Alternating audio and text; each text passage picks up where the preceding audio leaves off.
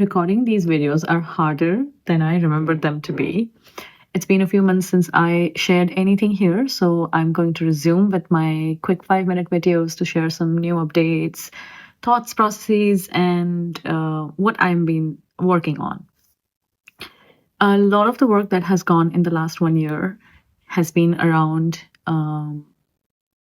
addressing and facing the difficult parts of myself, the parts of myself that I reject: shame, guilt, anger, and pain, where it stays in my body, how it comes alive in my conscious mind, how it impacts my subconscious mind, and where it thwarts my potential as a human being, as a woman, as a professional.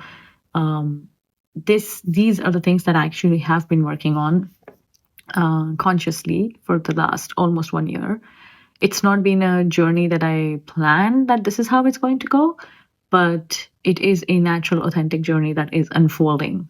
It's amazing to be able to actually see where all you lack self-acceptance. And you lack that self-acceptance because there's a voice in your head. Maybe it's a parent, maybe it's an elder, maybe it's a friend, maybe it's a partner, maybe it is somebody who once told you something, or who was always projecting that kind of pain or shame or guilt or fear on you, and you internalized it.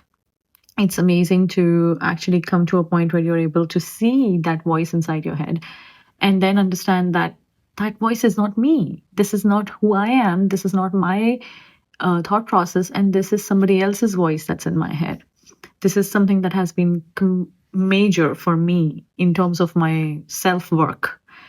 I always take a step back when I feel that I'm at a stage in my life where I need to do some self work. Because if I don't do that now, it is going to come back and it's going to stop me or thwart me from my progress and my potential when I'm in the middle of a growth period.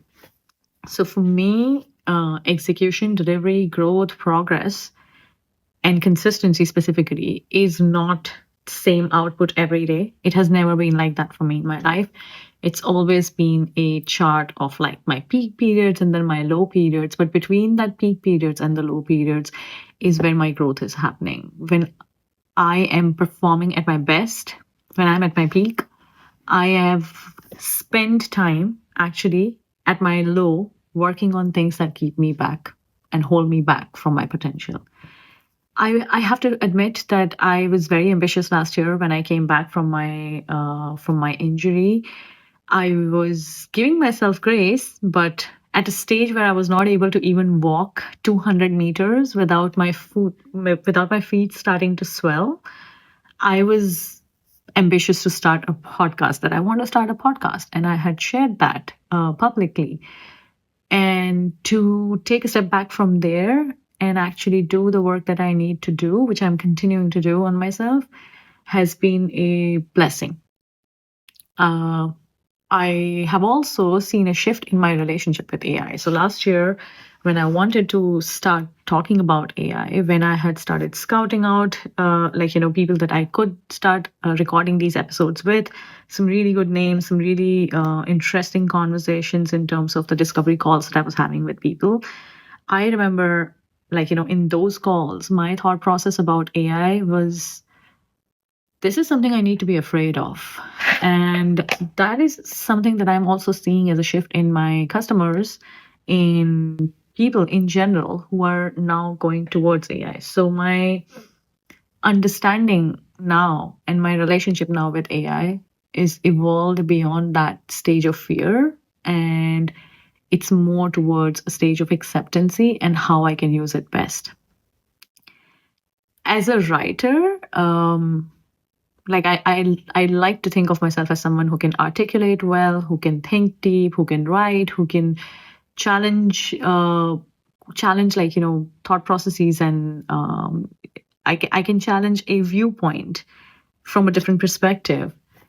But I have seen AI doing a wonderful job at polishing my thoughts. So at work specifically, I am using AI when I am drafting a plan, or when I am making an application towards something, or building a deck. I want to make sure that AI refines it, and I see the value in it.